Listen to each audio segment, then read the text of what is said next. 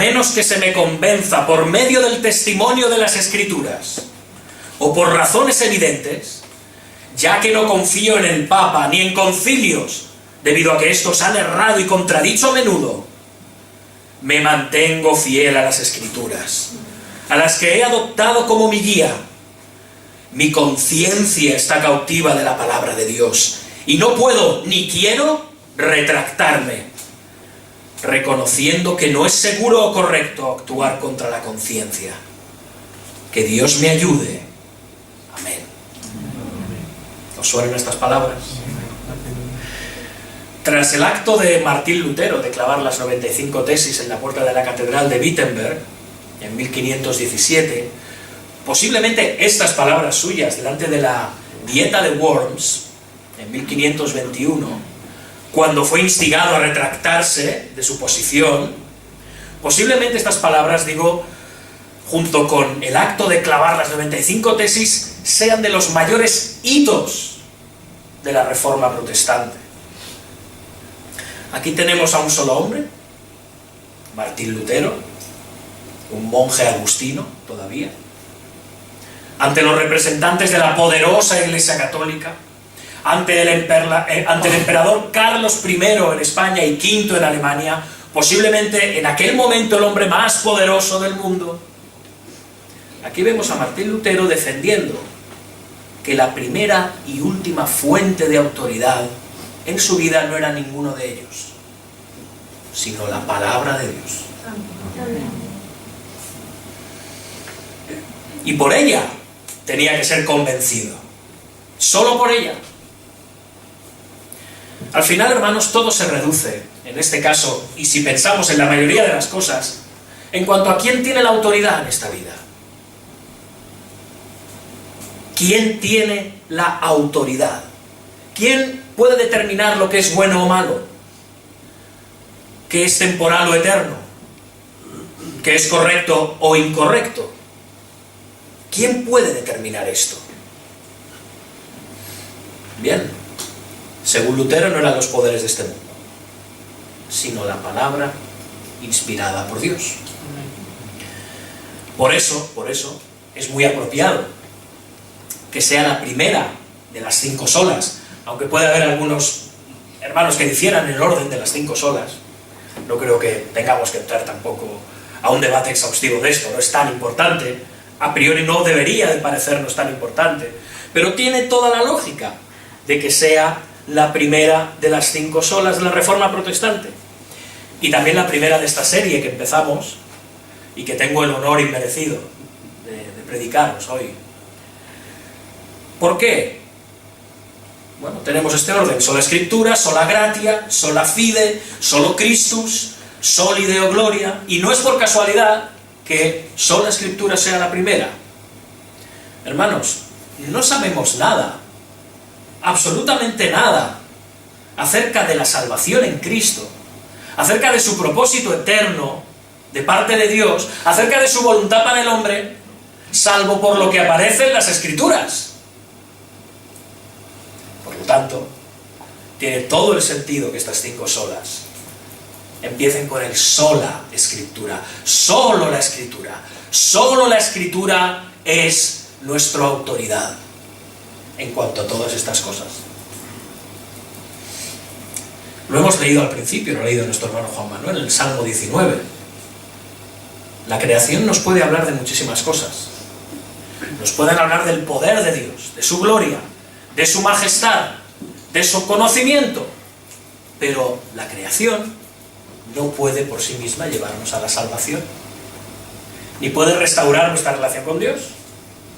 Es como si contempláramos una obra de arte y mediante contemplar esa obra de arte pudiéramos llegar a tener intimidad y amistad perfectas con el autor. Evidentemente no podemos. Tenemos que conocer al autor. Tenemos que saber quién es. Tenemos que saber quién es, cómo piensa. Y entonces podemos llegar a tener una amistad con él. Lo mismo sirve para las Escrituras. Solo podemos restaurar nuestra relación con Dios y tener una perfecta amistad con él por medio de su palabra inspirada. Porque su palabra es una demostración de cómo es Él, de quién es Él, de qué piensa Él, qué quiere y qué va a hacer y qué ha hecho Él. Su palabra es Él. Como dice el apóstol Pedro, la Biblia es nuestra máxima autoridad en cuanto a todas las cosas que pertenecen a la vida y a la piedad.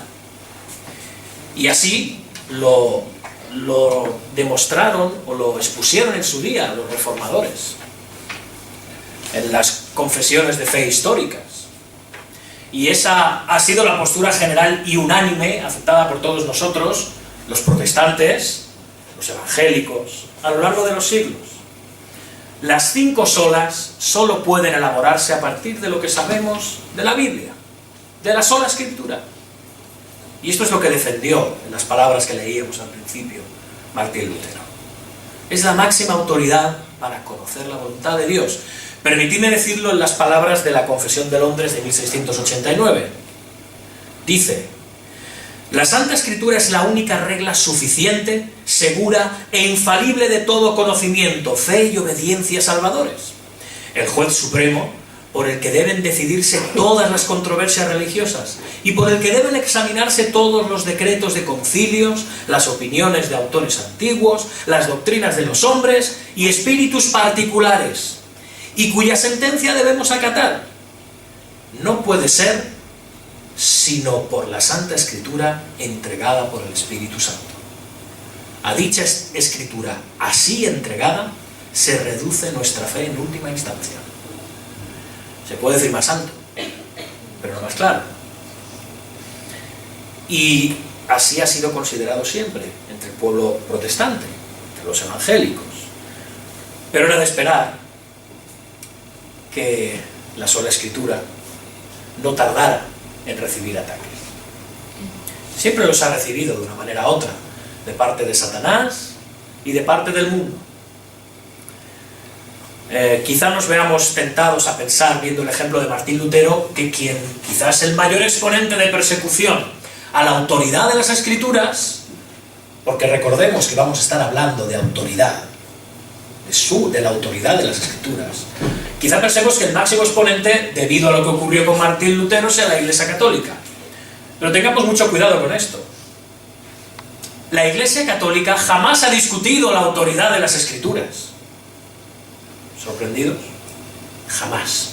Y sigue sin hacerlo. Lo que la Iglesia Católica dice es que para entender lo que las Escrituras inspiradas y autoritarias dicen, se necesita también la opinión autorizada y autoritaria de la Iglesia.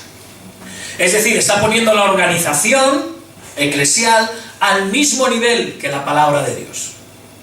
Al mismo nivel de autoridad. Y en eso no podemos estar más en desacuerdo.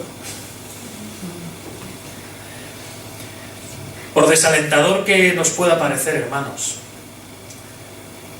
los principales ataques a la sola Escritura, es decir, a su autoridad, hoy en día los estamos recibiendo de dentro del pueblo evangélico. En general, la autoridad de las Escrituras no se cuestionaba hasta el siglo XVIII. Entonces empieza un movimiento llamado la Alta Crítica, que asume presupuestos naturalistas, racionalistas, supuestamente científicos. Y este movimiento evoluciona y llegamos al liberalismo teológico. Todas estas corrientes lo que hicieron fue ir poco a poco socavando dentro del pueblo evangélico las doctrinas como la inspiración, la infalibilidad, la inerrancia, la suficiencia de las Escrituras. Lo que hacía era rebajar a la Biblia a nivel de un libro humano que se podía examinar, que se podía diseccionar, si me permitís la palabra, como si fuera una ranita en una mesa de operaciones, para ver cómo está compuesta. Ese es el fruto del liberalismo. Y fruto de ese legado nos encontramos muchas de las cosas que se dicen hoy en día en la Iglesia. Por ejemplo, Lo importante es que tengamos claro el mensaje. El mensaje. Lo importante es el mensaje. Ya está. Todo lo demás no importa. ¿Tú lo tienes claro? Pues ya está bien, quédate con el mensaje. Quédate con lo que la palabra te está diciendo a ti. Pero no analices demasiadas cosas más.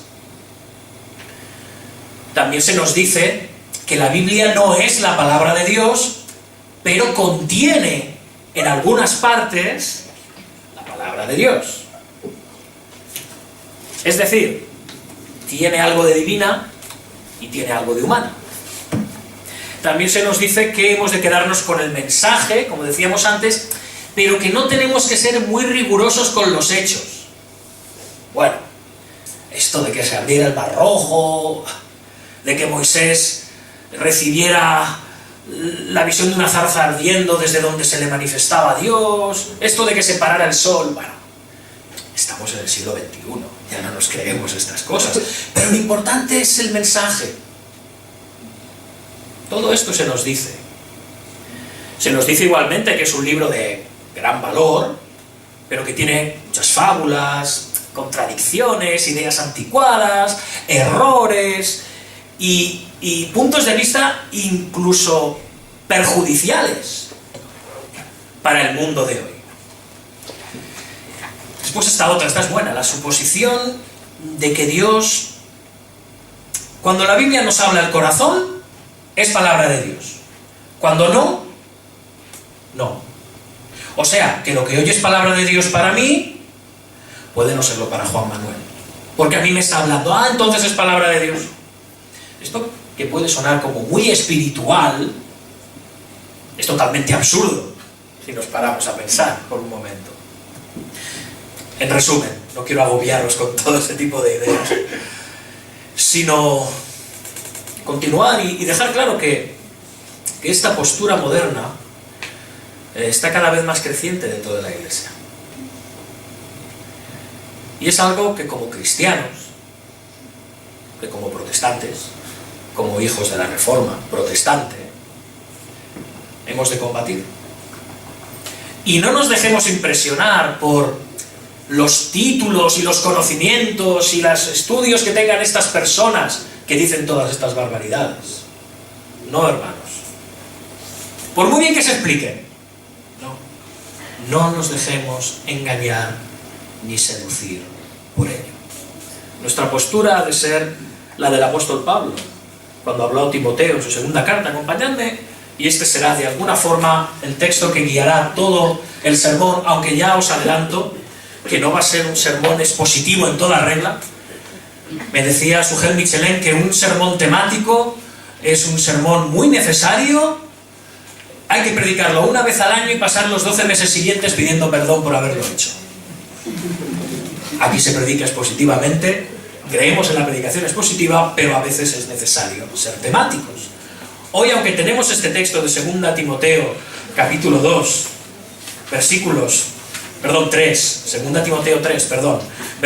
16 y 17 como texto temático, vamos a utilizar mucho la Biblia. No os asustéis, como hay mucho texto, no hace falta que vayáis desesperados de una parte de la Biblia a la otra, sino que yo mismo los iré citando estos textos. ¿Los conocéis todos? Vamos allá. 2 Timoteo capítulo 3 versículos 16 y 17 dice: ¿cuál debe ser nuestra postura como creyentes? Toda la Escritura es inspirada por Dios y útil para enseñar, para redarguir, para corregir, para instruir en justicia, a fin de que el hombre de Dios sea perfecto, enteramente preparado para toda buena obra. Cuidado con las traducciones que dicen todo lo que es Escritura es inspirado por Dios, por ejemplo, que las hay. O cosas similares, tratando de hacer una diferencia. No, está diciendo toda la Escritura. Por eso vamos a hablar hoy del sola Escritura. No os vengo a hablar del Nuevo Testamento, no os vengo a hablar del Antiguo Testamento, os vengo a hablar de toda la Escritura. ¿Amén? Y en estos versículos tenemos plasmadas todas las doctrinas de la inspiración, la infalibilidad, la suficiencia, la inerrancia de las Escrituras. Todas estas doctrinas están aquí encerraditas. Parece mentira. Se nos dice que que es inspirada por Dios, ¿queda claro? Es decir, por su Espíritu Santo. Se nos dice que es útil, ¿para qué? Para perfeccionar al hombre, para que sea capaz de vivir cristianamente, que esté preparado para obrar bien. O sea que nos habla de su suficiencia. Entonces teníamos su inspiración, ahora su suficiencia. Y luego decimos que es inspirada por Dios. ¿Y Dios cómo es? Santo, perfecto, justo, verdadero. Por lo tanto, no podemos hallar en la palabra de Dios ningún resquicio de error.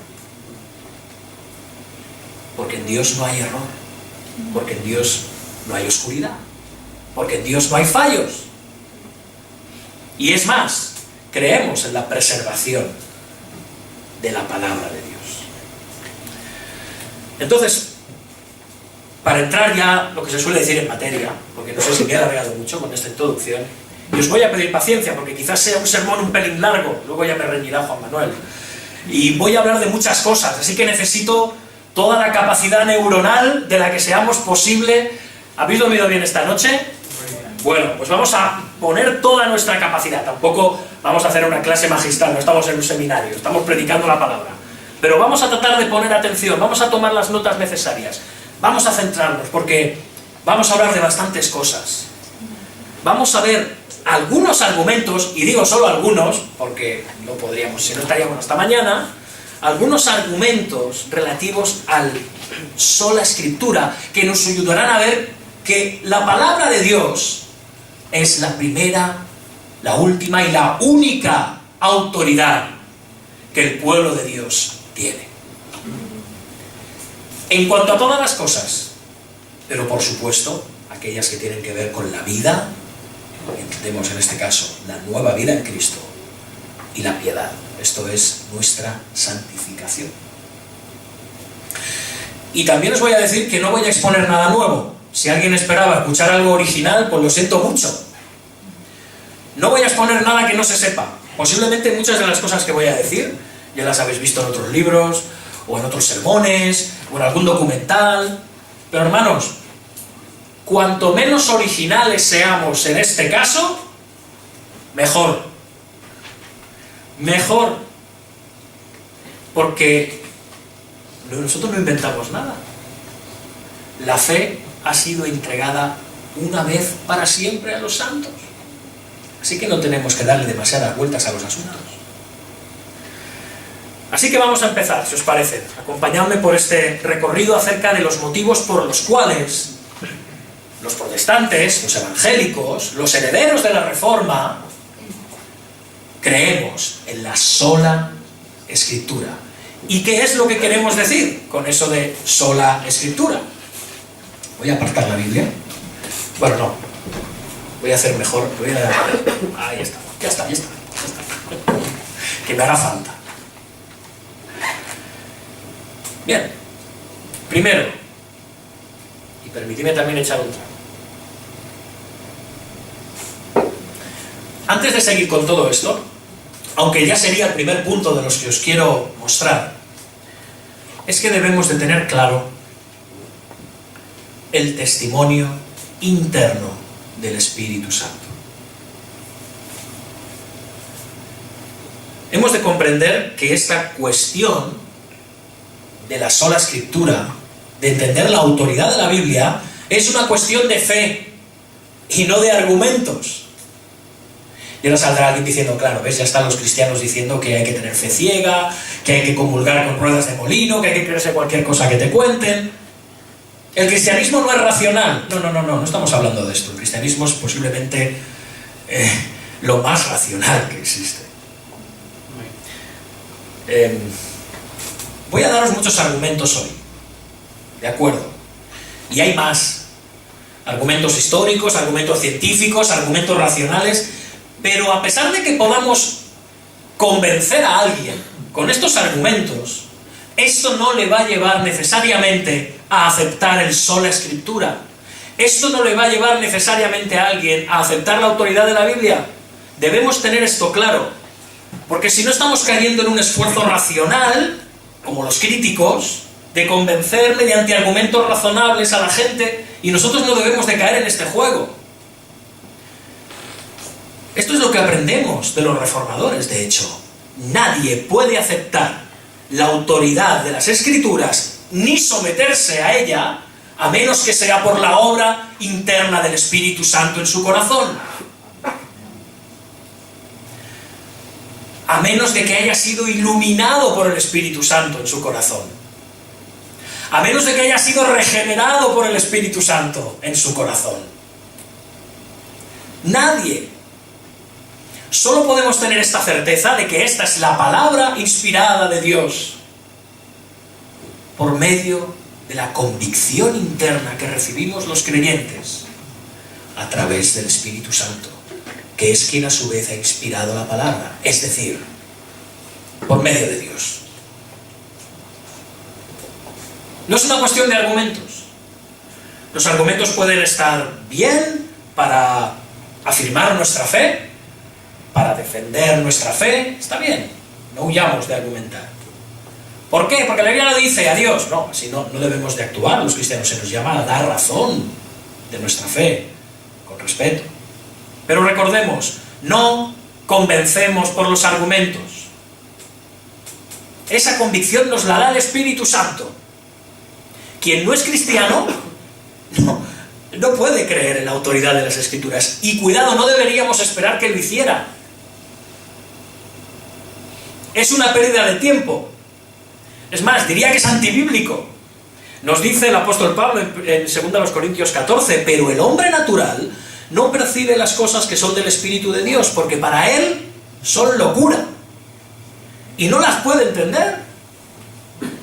No las puede entender. ¿Por qué? Porque se han de discernir espiritualmente. Así que, como os he dicho, esto es una cuestión de fe, que es un don de Dios, no de argumentos. Esto vaya por delante, ¿sí? Ahora vamos a ver argumentos, pero recordemos la convicción que tenemos los creyentes de que la Biblia es la palabra de Dios, nos la ha dado el nuevo nacimiento. Nos la ha dado Dios. Y siguiendo con esta línea, hemos dicho, los argumentos sirven para hacer defensa de nuestra fe, lo que se llama hacer apología, hacer apologética, una palabra un poco rara, pero quiere decir defensa. ¿Bien? Si lo veis en algún libro, lo veis en algún tratado, apologeta, defensor. ¿Sí? Apología, defensa. Vamos a hablar de ello. Pero hermanos, quisiera decir que la mejor defensa, la mejor apología que podemos hacer, es la proclamación de las verdades que se contienen en la palabra. Decía Spurgeon, Charles Haddon Spurgeon, el gran predicador bautista del siglo XIX, dice: no hace falta defender a un león, lo único que hace falta es abrir la jaula y dejarlo salir. Y estamos todos de acuerdo con ello. A ver quién se enfrenta al león. Bueno, Sansón. ¿Veis cómo nunca hay un ejemplo válido? Debemos tener claro que lo que establece la autoridad y la veracidad de la palabra a la hora de defenderla es proclamar estas verdades, exponerlas. Esto es lo que dice la palabra de Dios. Y Dios lo va a utilizar conforme a su voluntad y propósito. Recordemos, así será mi palabra que sale de mi boca. No volverá a mí vacía, sino que hará lo que yo quiero. Y será prosperada en aquello para la que la envié. ¿Vemos? La palabra se defiende sola. Permíteme poner unos ejemplos. Predicamos que el universo, la tierra, el hombre han sido creados por Dios, que hubo un principio. Y durante tiempo esto ha sido motivo de ataque por medio de los evolucionistas y otros. Pero recientemente, cada vez más, incluso gente que no se manifiesta abiertamente cristiana o bibliófila, o sea, amante de la Biblia, reconoce que tiene que haber una causa inicial fuera de las cosas naturales y que tiene que haber una gran mente que haya diseñado el orden que vemos en el cosmos. Bueno, al final, lo que llevamos tiempo proclamando, muchos acaban reconociéndolo. O por ejemplo, en cuanto a la educación de los hijos, durante mucho tiempo se ha dicho, no, a los niños hay que dejarlos, no los agobies, no los presiones. Bueno, la Biblia nos dice todo lo contrario, pero al final, visto los resultados lamentables, cada vez más educadores, cada vez más psicólogos, cada vez más pedagogos reconocen que los niños necesitan corrección, necesitan disciplina, necesitan castigo y necesitan guía. Nosotros ya llevábamos siglos diciéndolo, la palabra de Dios desde el principio lo está diciendo. Y seguimos. La visión de que el hombre es bueno en sí mismo se ha llevado manteniendo prácticamente durante los últimos 200, 250 años. Es lo que llaman, permitidme la expresión, optimismo antropológico. Yo soy optimista en cuanto al hombre. El hombre es bueno. Lo que lo hace malo es el entorno, las circunstancias, la presión. Eso lo vuelve malo, pero el hombre es bueno en sí mismo. Sabemos que la Biblia, la palabra de Dios, nos enseña que no. Que el hombre fue creado perfecto, pero él ha buscado muchas perversiones. El hombre cayó, por lo tanto su naturaleza es perversa. Y eso es algo que solo puede cambiar la sangre del Señor Jesucristo. Bien, tras el último siglo, 2 guerras mundiales, masacres, millones de muertos por causa del nazismo, del comunismo y de otras maneras, al final se llega a la conclusión de que el hombre no es tan bueno como parecía. Porque la falacia de que el entorno vuelve malo al hombre es para preguntar, ¿y quién crea el entorno? El hombre. Dijo Hobbes, el hombre es un lobo para el hombre. Pero no hacía falta que nos lo dijera Hobbes. Los creyentes llevábamos siglos declarando que el hombre es un lobo para el hombre, por causa de la caída. Así que, bueno, vemos claramente todas estas verdades, ¿no?, que nosotros llevamos predicando. La gente las va rechazando, pero tarde o temprano, porque son verdades, se acaban reconociendo. Así que esto nos enseña que hemos de insistir en sostener permanentemente la enseñanza de las Escrituras y no estar cambiando conforme lo que nos van enseñando cada 50 años las filosofías cambiantes de los hombres y los descubrimientos, supuestos avances que van teniendo los hombres a lo largo de los siglos. Dice Pablo, para que ya no seamos niños fluctuantes, llevados por doquiera de todo viento de doctrina, por estratagemas de hombres que para engañar emplean con astucia las artimañas del error. ¿Qué queremos bailar? ¿A su baile? ¿Seguir el son de su música? Nosotros seguimos esta música, que año tras año, década tras década, siglo tras siglo, se demuestra que es verdadera, que es inspirada, que es inerrante, que es infalible, o sea, que no falla. El tercer punto que me gustaría destacar. Hemos de ver, hermanos, la Escritura como un todo.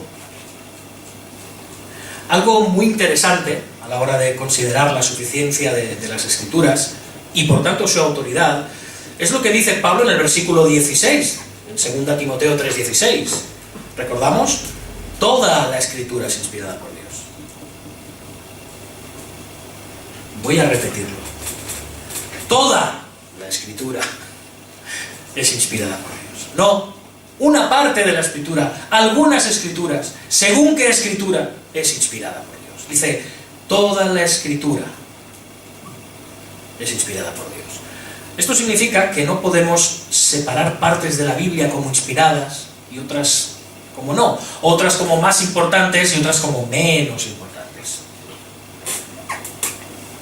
Hemos de considerarla como un todo, inspiradas en su totalidad.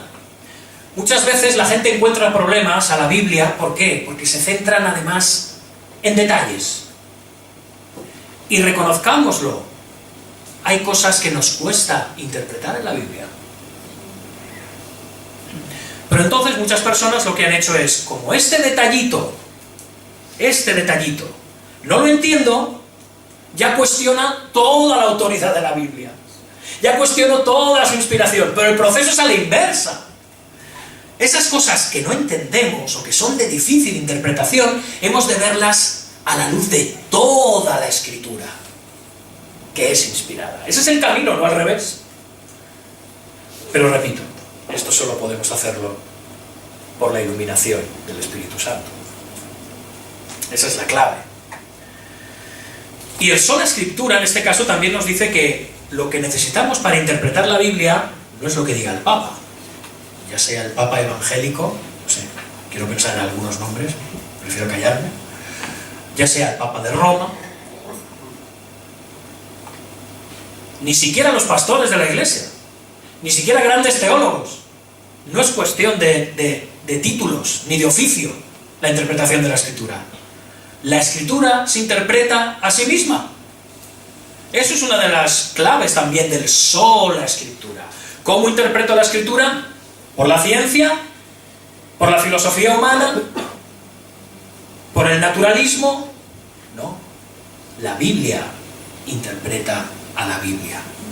Y no podemos desmembrarla así, para hacer como una separación entre el trigo y la paja, para ver qué es bueno y qué no, qué es correcto y qué no. No, toda Escritura es inspirada por Dios. Se nos ha conocido, podemos decir, junto a los judíos durante siglos, como el pueblo del libro. Los protestantes somos el pueblo del libro. Y es verdad que la Biblia, la palabra Biblia quiere decir libritos, libros. ¿Estamos de acuerdo? Pero es un solo libro. Un solo libro con un solo tema y un solo argumento, desde Génesis hasta Apocalipsis. Y para conocer lo que la palabra dice, no debemos de ir más lejos de lo que la palabra dice. Y perdonad la redundancia. Ella se interpreta a sí misma. Sola Escritura, también en ese sentido. Es que si no caemos en el absurdo.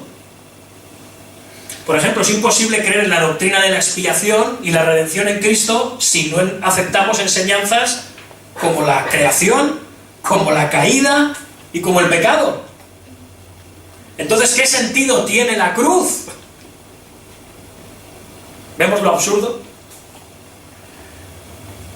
En la sola Escritura aprendemos que hay un Dios creador. En la sola Escritura es donde aprendemos que el hombre se reveló la autoridad de ese Dios creador.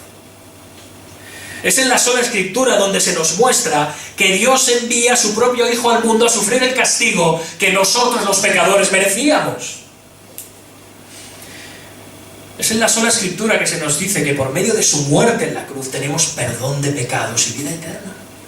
Y finalmente, es en la sola Escritura donde se nos revela que Dios volverá para traer castigo eterno a los que se rebelan a Él y a su autoridad, y restauración definitiva y gloria para todos aquellos que le reciben como Señor y Salvador. Todo esto, el Evangelio, lo aprendemos en la Escritura. Y no necesitamos nada más. Al final, rechazar la sola Escritura es rechazar el Evangelio. Rechazar el sola Escritura es rechazar a Dios, es rechazar a Cristo. Y todos estos críticos deberían de examinarse a la luz de esta verdad. Máxime si se dicen cristianos evangélicos. Y podemos seguir otro aspecto. Las Santas Escrituras, hermanos, son incomparables. Son únicas. Son únicas. Seguimos hablando de las 5 solas de la Reforma Protestante. Si veis que me remito mucho a los reformadores o a la Reforma, pues tiene toda la lógica, ¿no? Los reformadores y los padres protestantes, como los puritanos y otros, solían presentar un amplio abanico de argumentos para demostrar la autoridad de las Escrituras. Pero el principal que utilizaban era el hecho de que la Escritura es única, es incomparable. Es decir,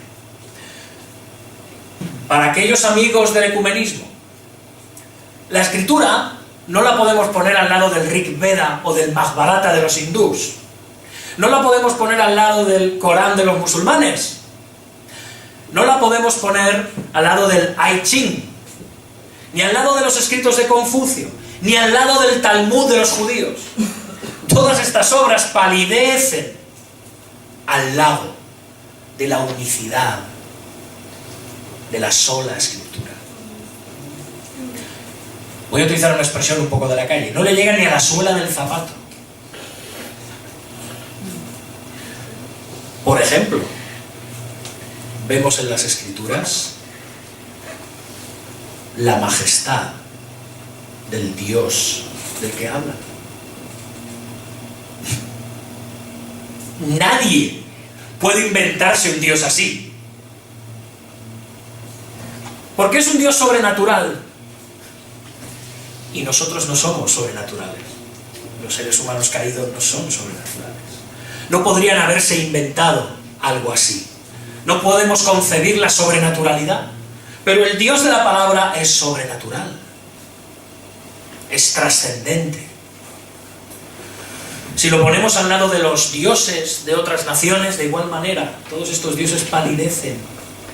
Te das cuenta de cuán débiles, de cuán carnales, de cuán pobres, de cuán humanos que son en realidad esos dioses en su forma de actuar y de pensar, y de discernir y de obrar. Tenemos que poner ni siquiera esa D de minúscula de dioses, ¿no? Ni eso. No, la Biblia es muy distinta.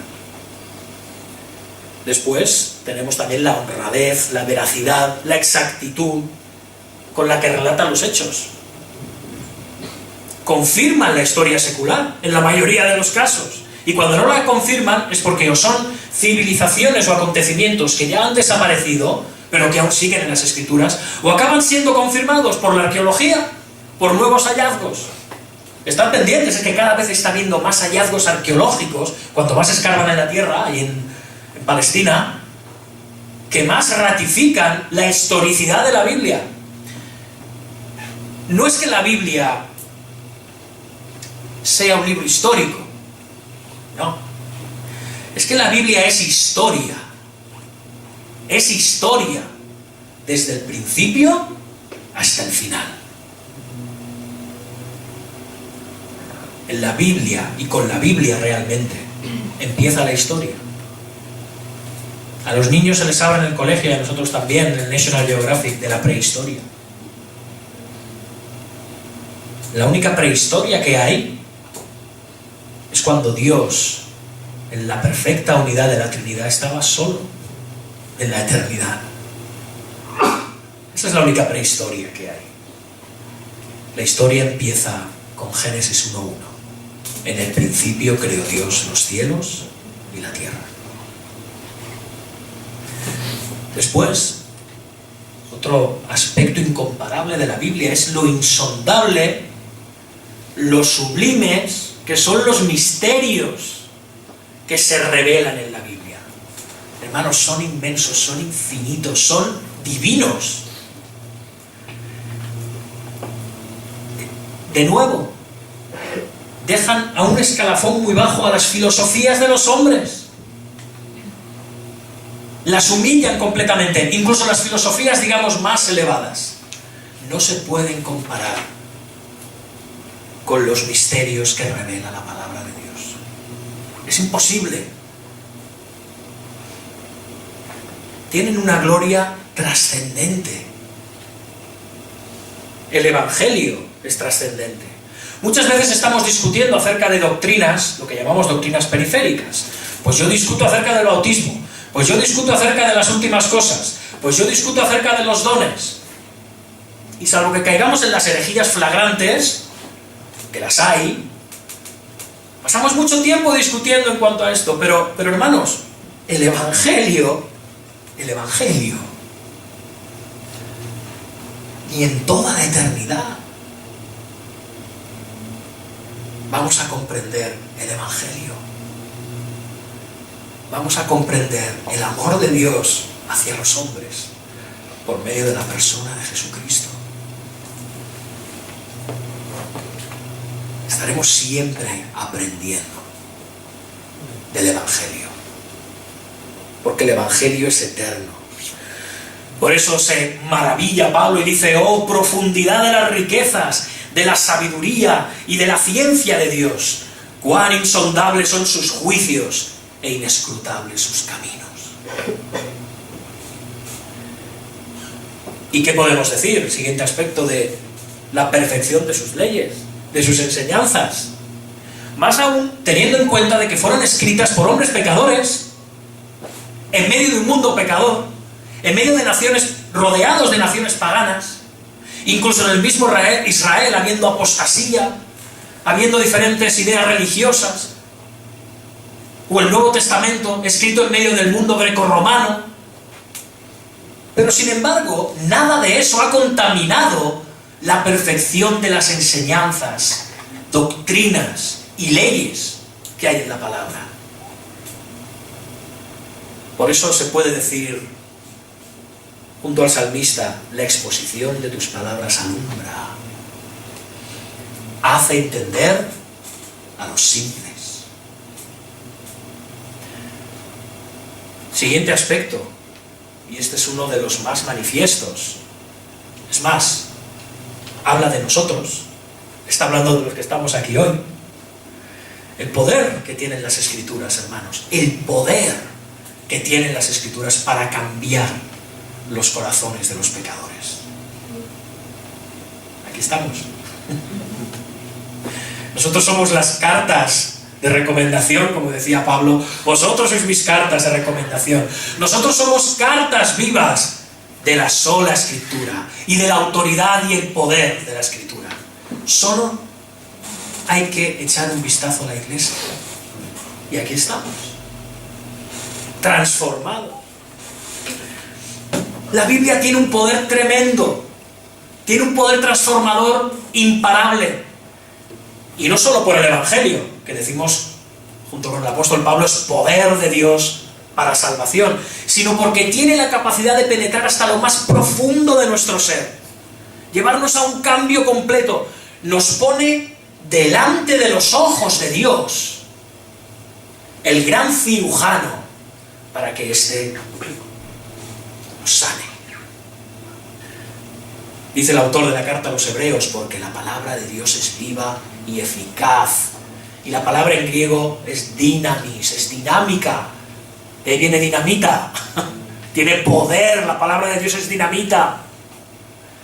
Es viva y eficaz, y más cortante que toda espada de dos filos, y penetra hasta partir el alma y el espíritu, las coyunturas y los tuétanos, y discierne los pensamientos y las intenciones del corazón, y no hay cosa creada que no sea manifiesta en su presencia. Antes bien, todas las cosas están desnudas y abiertas a los ojos de la Biblia, no, a los ojos de aquel a quien tenemos que dar cuenta. Dios nos mira por medio de la Biblia, y nosotros vemos y miramos a Dios por medio de la Biblia, y nos sometemos y nos humillamos y reconocemos que solo Él es digno de nuestra adoración y de nuestro servicio. Y esto lo hace la Biblia. El siguiente de estos argumentos, y último, es la extraordinaria armonía que vemos entre el Antiguo y el Nuevo Testamento, y viceversa. La Biblia fue escrita en un periodo de 1600 años, mediante 40 aproximadamente hombres, de diferentes épocas. Pero hermanos, es que todos dicen lo mismo. Todos dicen lo mismo, con un grado mayor o menor de iluminación, conforme al propósito y la voluntad de Dios, pero todos dicen exactamente lo mismo. Como decía Agustín de Hipona, el Nuevo Testamento está latente en el Antiguo, y el Antiguo está patente en el Nuevo. Eso sin contar la veracidad de sus profecías, todas cumplidas. Y solo en la persona de Jesucristo se cumplieron más de 300 de las profecías que había en las Escrituras antes de la venida de nuestro Señor, y otras tantas durante su vida. ¿Qué más podemos decir? No podemos dar explicación a esto, ni los más críticos pueden dar explicación a esto, salvo por el hecho de que toda la Escritura es inspirada por Dios. Amén. Y no sé cuánto rato llevo predicando, la verdad, pero me estoy acercando al final. No es porque tenga prisa, es que sé que tenéis que comer, no sé, no, aún es prontito. Pues me ha venido, luego os cuento un chiste cuando acabe el culto. Para concluir, me gustaría hacerlo con las que para mí son las razones definitivas. Hemos hablado de muchas cosas, y hay muchas más, hermanos, de verdad. Pero para mí, particularmente, creo que hay tres aspectos que no debemos olvidar. Siempre teniendo en cuenta que la autoridad de la palabra de Dios, de nuevo, insisto, lo recalco, no nos vayamos de aquí sin otra idea, con otra idea, que quizá lo último que recordemos o lo único que recordemos del sermón sea esto: es la convicción del Espíritu Santo, la que lleva al pueblo de Dios a creer en el sola Escritura. Esto es muy importante. Si no, ninguno de los anteriores argumentos tiene sentido. La Biblia es la palabra de Dios, inspirada, infalible, suficiente e inerrante por las tres siguientes cosas que voy a tratar con vosotros. Y la primera es porque la Escritura sí lo dice. Ya. Vamos a explicarlo. Pero, porque la Biblia lo dice. Echa un trago. Y esto es fundamental, hermanos, es fundamental. El motivo por el que debemos creer en las Escrituras y en su autoridad es porque las mismas Escrituras están reivindicando su autoridad. Y lo hacen desde el principio, desde las primeras palabras de la Biblia. No hay una explicación acerca, hablo inicialmente, de quién es Dios, ni de por qué hace las cosas. Lo que nos dice la palabra es: en el principio creó Dios los cielos y la tierra. Hay un Dios, creador, que merece toda la gloria, la honra y el poder, y que tiene toda la autoridad. Y la Biblia no empieza con un prólogo, como hacen muchos libros seglares, que dicen, bueno, sería un prólogo inspirado si lo hubiera, pero no existe ese prólogo que diga por qué se escribe el libro, para qué, cuáles son los motivos que han llevado. La Biblia empieza con esa tremendísima bofetada de verdad absoluta. En el principio, Dios lo creó todo. Dios es soberano. La misma Biblia lo hace. Y la misma Biblia desde el principio asume todo esto.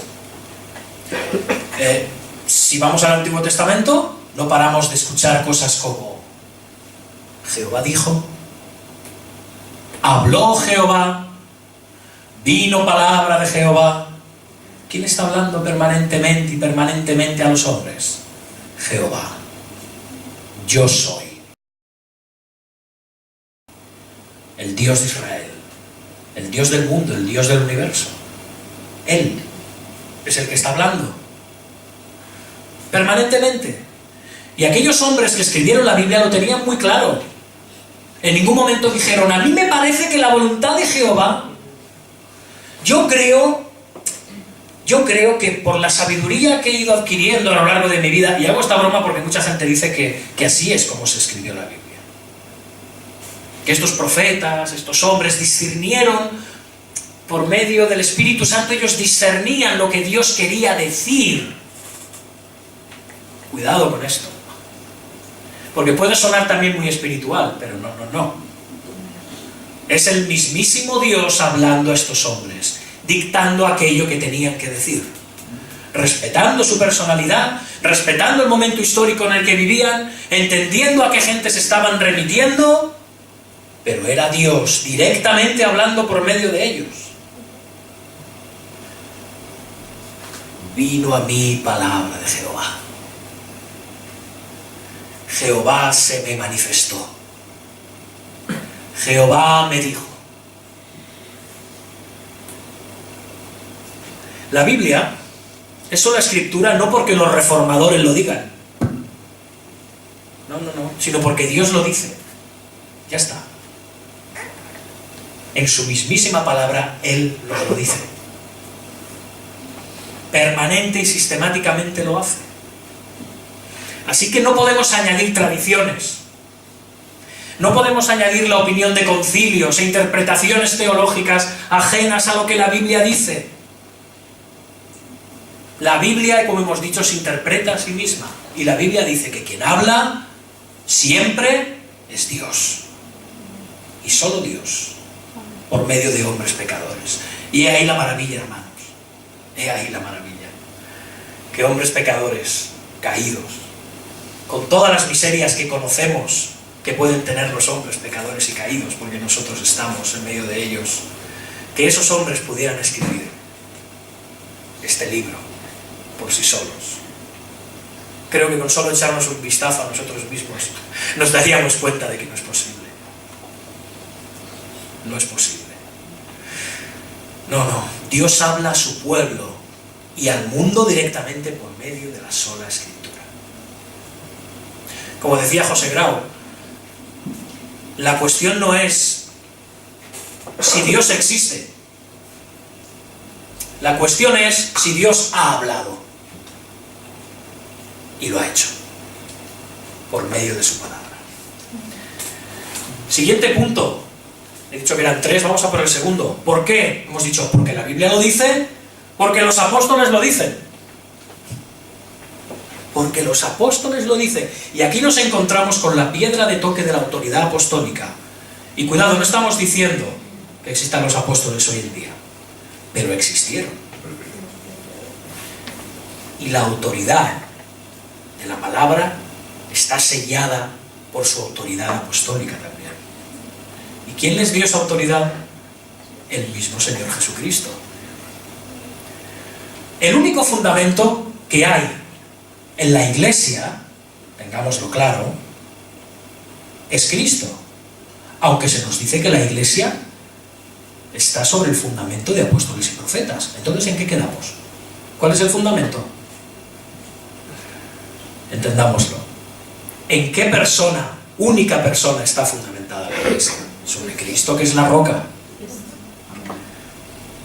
¿Sí? Los apóstoles nos están abrogando su persona como autoridad. Lo que están diciendo es que todo aquello que ellos están enseñando es fruto de su autoridad apostólica delegada por Cristo en ellos. ¿Cuáles son las enseñanzas en las cuales se fundamenta la Iglesia? El testimonio de apóstoles y profetas, es decir, de la Escritura, del Antiguo y del Nuevo Testamento, ni más ni menos. Está fundamentada no en las personas que escribieron estos libros, sino fundamentada en sus enseñanzas, enseñanzas a su vez inspiradas por Dios. Esa es la clave, ese es el correcto entendimiento. Como he dicho, hoy no hay apóstoles, aunque los hubo.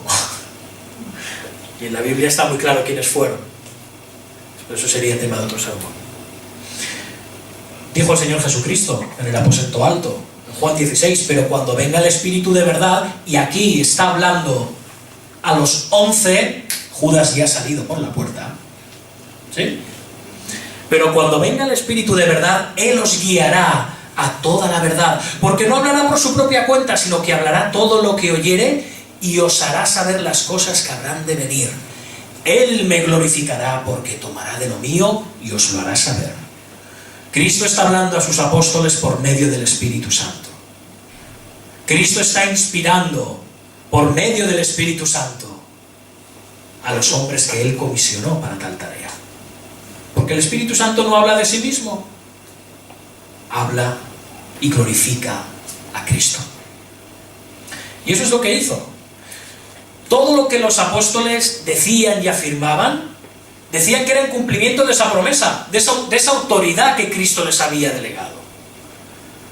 La canonicidad, es decir, qué libros son correctos o no correctos del Nuevo Testamento, está fundamentada sobre la influencia de los apóstoles, sobre ellos mismos, sobre discípulos de los apóstoles o sobre personas que tuvieron un contacto muy estricto y muy estrecho con los apóstoles.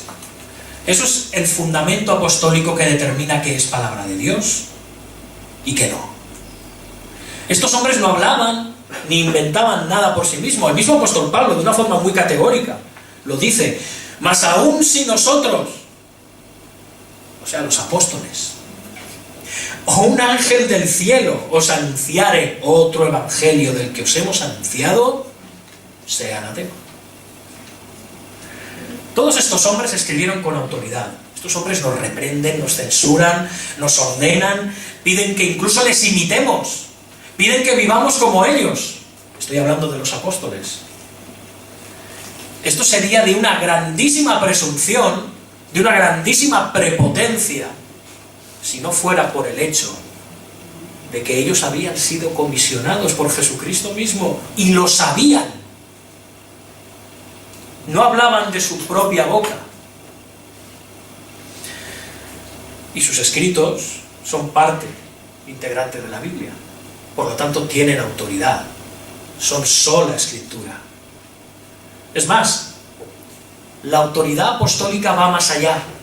No es solamente cuestión del Nuevo Testamento y de los escritos de los apóstoles. Es que los apóstoles están permanentemente citando del Antiguo Testamento e interpretándolo y aplicándolo a las promesas en Cristo. Por lo tanto, la autoridad apostólica va de Apocalipsis hasta Génesis. Es el último sello, porque el sello de los apóstoles es el sello de Cristo, el Señor. Y el último aspecto, y lo he dejado para el final porque es el más importante. Hemos dicho que la Biblia lo dice, hemos hablado del fundamento apostólico, los apóstoles lo dicen. Hermanos, porque el Señor Jesucristo lo dice.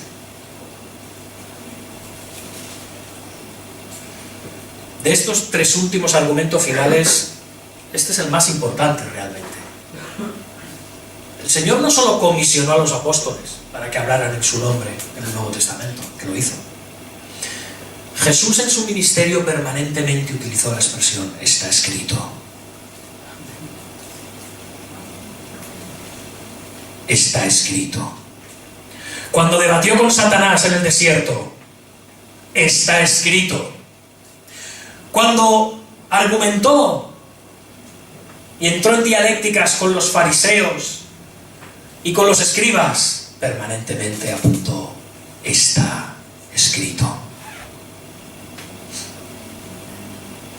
Cuando habló de la creación del hombre y la mujer en Edén, cuando habló de la zarza ardiendo en Sinaí, él siempre afirmó: está escrito. Él siempre, permanentemente, usó innumerables citas para apoyar sus enseñanzas y doctrinas. Hermanos, Él es la palabra de Dios encarnada. Él podría haber empezado a decir cosas que jamás hubieran sido oídas y nos habríamos quedado maravillados.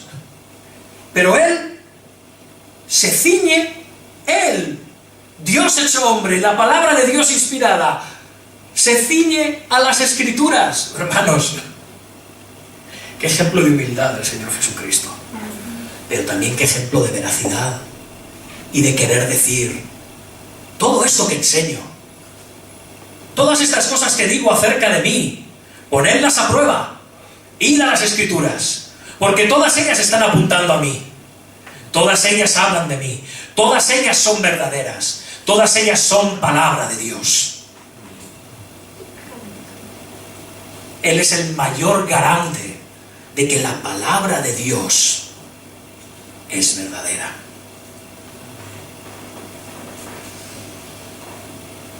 toda su enseñanza está planteada con el trasfondo del Antiguo Testamento. Y él mismo dijo, la Escritura no puede ser quebrantada.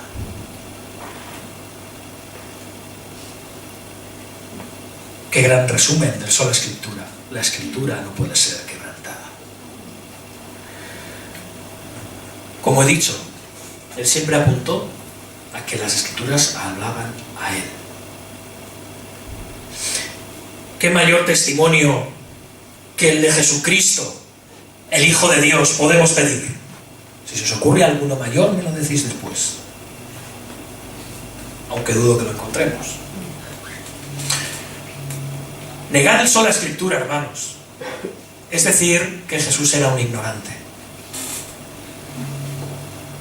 Negar el sola Escritura es todavía peor, decir que era un mentiroso o que era un loco. En resumen, que era un hombre. Que cada uno como cristiano, como hijo de Dios, se examine a la luz de esto que acabo de decir. El principal sello de autoridad de las Escrituras es Jesús mismo. Sola Escritura, hermanos, sola Escritura, sola Escritura. Lo hemos repetido mucho hoy. Sola Escritura, solo la Escritura, para todas las cosas de las que hemos hablado. Tras ver todo esto expuesto, hemos de rechazar cualquier supuesta nueva revelación, cualquier nueva luz, cualquier añadido novedoso a la Escritura. Hemos de rechazarlo. Y hemos de asegurarnos también de que toda esa enseñanza y toda esa doctrina que recibimos, parte de la Iglesia, parte de la teología, hemos de asegurarnos de que toda esa enseñanza también se sustenta en sola Escritura. Porque, como hemos dicho, es la sola Escritura aquella que interpreta la Escritura. Aquí tenemos, hermanos, la revelación de Dios mismo, a lo largo, entregada a lo largo de la historia a los hombres. Cada vez con más claridad, cada vez con más entendimiento, hasta culminar en el cumplimiento de los tiempos, en la persona de Jesucristo, en su revelación perfecta y absoluta, en Él. Y Él, a su vez, instruye a hombres, instruye a los apóstoles en su voluntad, y les otorga la capacidad, el poder y la autoridad únicas de parte de Dios para que enseñen y pastoreen a la Iglesia por medio de la sola Escritura. El apóstol Pablo nos lo recuerda de nuevo. Toda la Escritura es inspirada por Dios y solo podemos edificar sobre esta autoridad única y última. No tenemos otra alternativa. O bien aceptamos la autoridad de los conocimientos humanos, científicos, filosóficos, o aceptamos la sola Escritura. No hay un término medio. No nos dejemos engañar con eso de que es que el mundo ha cambiado. El mundo no ha cambiado, pero aunque hubiera cambiado, que no lo ha hecho, Dios no cambia. Su palabra inspirada no cambia. Él nos dice lo mismo ahora que hace 2000 años prácticamente, cuando se terminó el canon de la Biblia. Él nos dice, nos enseña y nos promete lo mismo a través de su sola Escritura. Dios no cambia, su palabra tampoco. Su palabra es eterna. Aun cuando nos alcance la muerte, sus promesas son eternas. No cambiarán, no desaparecerán, serán para siempre fidedignas. Porque el mismo Señor Jesucristo, el Señor de la Iglesia, declara: el cielo y la tierra pasarán, pero mis palabras no pasarán. Así que, hermanos, sola Escritura, sola gratia, sola fide, solus Christus, soli Deo gloria, solo a Dios la gloria. Amén. Amén. Vamos a orar. Amén.